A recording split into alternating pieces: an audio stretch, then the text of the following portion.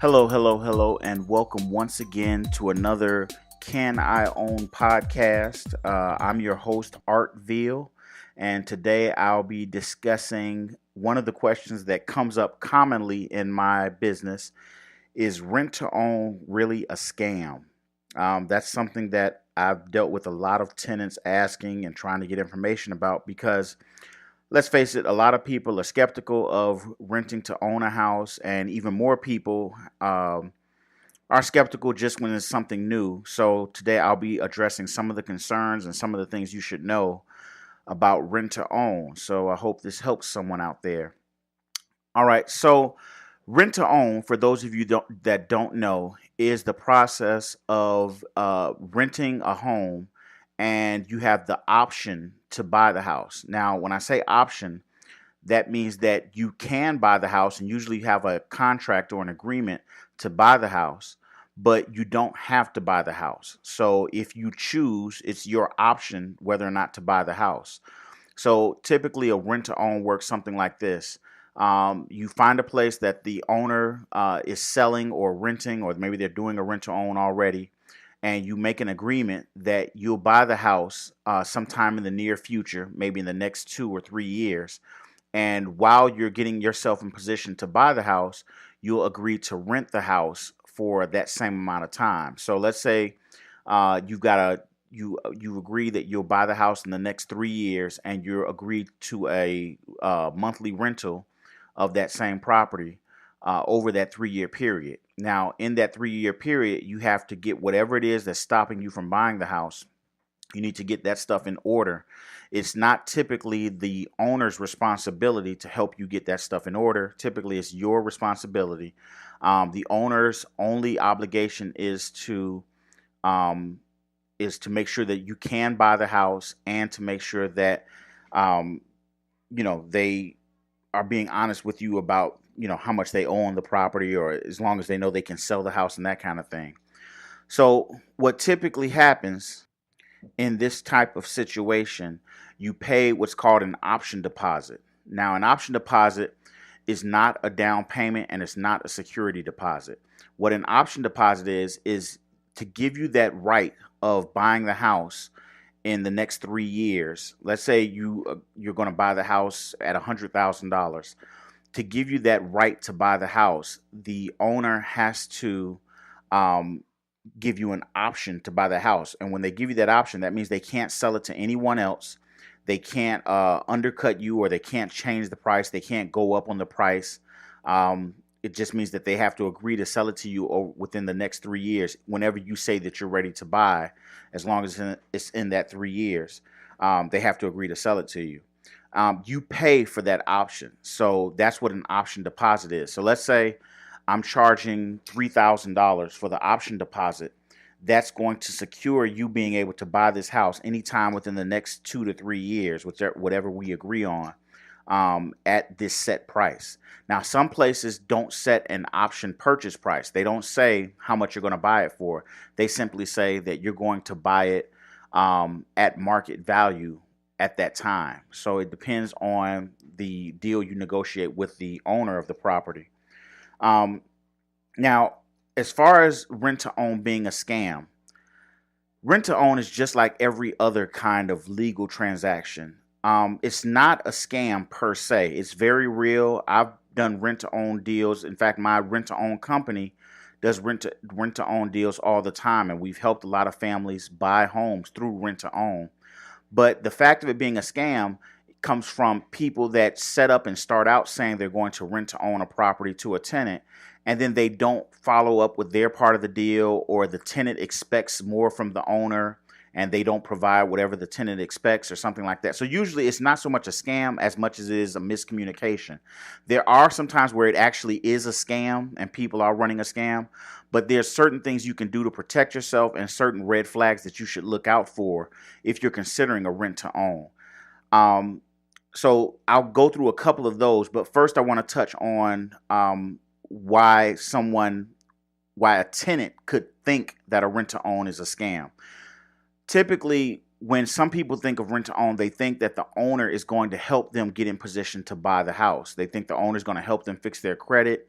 They think the owner is going to help them come up with more money for a down payment or something like that. And unless those terms are specifically discussed and set up with the owner has no obligation to do those things. So if you don't assume with a rent to own. Don't assume that the owner is going to help you. Don't assume that the owner is going to give you some kind of credit for rent payments or anything. The only things that you can know are the things that are on paper. Even if the owner tells you, yeah, I'll help you with your credit, or yeah, I'll help you with giving you some kind of credit toward the purchase price.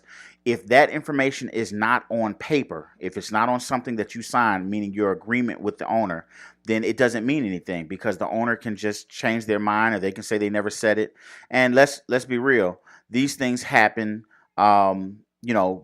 these transactions happen, on day one, but you might not be buying the house for 2 years or 3 years. So you might not remember what exactly was said 2 or 3 years ago. So you need to have whatever terms and things you agree on paper. Now, as far as protecting yourself as a tenant, that's the first piece of advice I would give when considering a rent to own. Get everything in writing on paper. I can't tell you how many times I've dealt with tenants that have fallen prey to a bad rent to own deal because they didn't get whatever was promised to them on paper. If it's not on paper, then it did not happen. The second thing you can do to protect yourself is talk, communicate. Don't assume that because this person is offering a rent to own and you're happy that you found it, don't assume that this is a good deal. This is still a negotiation. Everything is negotiable. Now, the price of the property is negotiable. The monthly rent sometimes is even negotiable. Now, just because it is negotiable doesn't mean that they're going to change the price. A lot of times when owners are doing rent to own, they have a lot of interest. There are a lot of people that are interested in getting into a rent to own. So they might not negotiate with you, very strongly. It depends on their motivation, but it doesn't hurt you from asking. You can still ask, is this price negotiable? Or, I looked at this house and I don't know if the value is what you say it is. Can we lower the price by this much or something like that? All of these points are negotiable, but you have to keep your head about yourself and not just get so happy that you're getting a rent to own that you just go into the first thing they commit. Now, that's not to say that sometimes you're not getting a good deal. You need to know if you're getting a good deal. So one of the tools that I like to use that I think is an excellent tool to help you figure out if you're getting a fair deal is to do a little bit of research. There's a website called Rentometer. And hopefully this podcast lives on forever. But as it stands now, rentometer.com is a site. It's rentometer.com. You can actually go onto Rentometer and you can type in the address of the property and how many bedrooms that property has. And it'll give you an idea based on other properties in the area if your rent is high or if your rent is low compared to other properties in the area. And it'll give you an idea of if you're paying a fair price. Now, typically with the rent to own, you typically pay a little bit more than the average rental because you're getting the option to buy the house. But you can at least check because you can make sure that your price is not really far out of whack with everything else in that market. So you might want to use that tool. The other tool you can use, and it's not etched in stone, but everyone knows about, or a lot of people know about Zillow.com, Zillow.com. You can go to Zillow.com and you can put in the property address. You can get an idea. It's not guaranteed that that's the price, but they'll give you an idea of the value of the house. So they might say this house has a price range of between $80,000 and $100,000. As long as it's not something, and that's fine. You're probably doing a rent to own. You're probably going to be paying on the higher end of the value of that house. The only thing you want to make sure of is that the numbers aren't completely out of whack. If the purchase price they agree to is $200,000 and you look up on Zillow and it shows that the property value is estimated to be somewhere between $100,000 and $110,000, then you're paying much more than the value probably is. Or if the Rentometer rent is much, much higher than what the rents are in the area, then what I would do, don't assume it's a scam, but just ask the owner. Just say, hey, I looked at this and it shows that the value is is not this. So why am I paying so much more? And then you can negotiate and say, I'm interested. I'd like the house, but I only want it if I can get it at this, a better number, and go back and forth with them. Because like I said, this is a negotiation.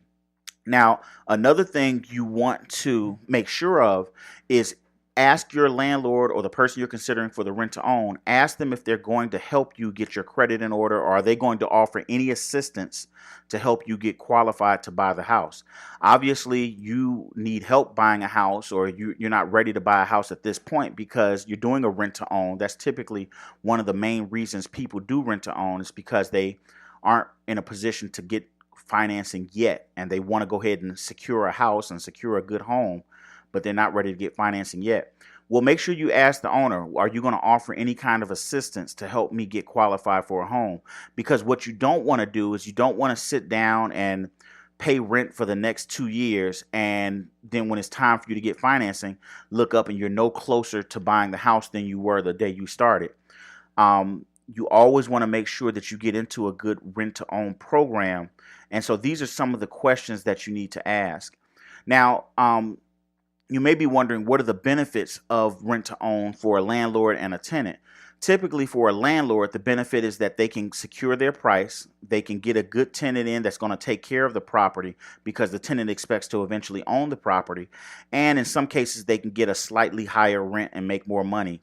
And their down payment, or the option deposit that you pay, is usually higher than a security deposit. So they protect themselves a little bit more from loss by collecting a bigger down payment from you.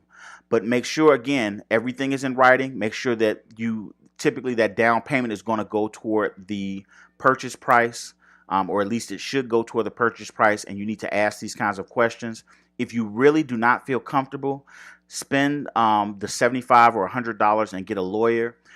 There's all kinds of prepaid legal services you can call and use for very cheap prices, and they can help you review the agreement that you have with the owner, because I don't want you to get taken advantage of, but at the same time, I don't want you to have false expectations of what you expect a landlord to deliver when it comes to a rent-to-own. Having said that, rent-to-own is not a scam. There's all kinds of success stories of rent-to-own, but at the same time, just like anything else, you have to be careful and protect yourself, and you have to ask questions. That's the first thing that's going to help you. Ask questions about the process. Ask them to explain the entire process from start to finish. Ask what kind of help do they give, if any. And if they don't give any help, consider using a service that will help with getting you qualified. For example, the CanIOwn platform, and this is a shameless plug, but the CanIOwn platform, we have a video series specifically geared to help people get qualified for a home that are starting off where they have bad credit or don't have money for a down payment. And our tools help you get qualified. So if your landlord isn't willing to help you, you might want to consider the CanIOwn platform as a way to help you get qualified. So if you want more details on that, there's a link below to the video series that we offer, and that might help you. So hopefully this has helped dispel some of the rumors or fears that you might have about renting to own. Renting to own is a great program if set up the right way. If you have further questions or comments, or maybe you had a unique situation that you're not sure about and you'd like some feedback, leave a comment in the section below, and I'll be happy to respond and give you my feedback, give you my thoughts, or give you my opinion on whatever's going on with your particular situation. So I hope you've enjoyed this podcast. Again, this is Artville with CanIOwn and the CanIOwn podcast, helping you figure out if you should go forward with that rent to own.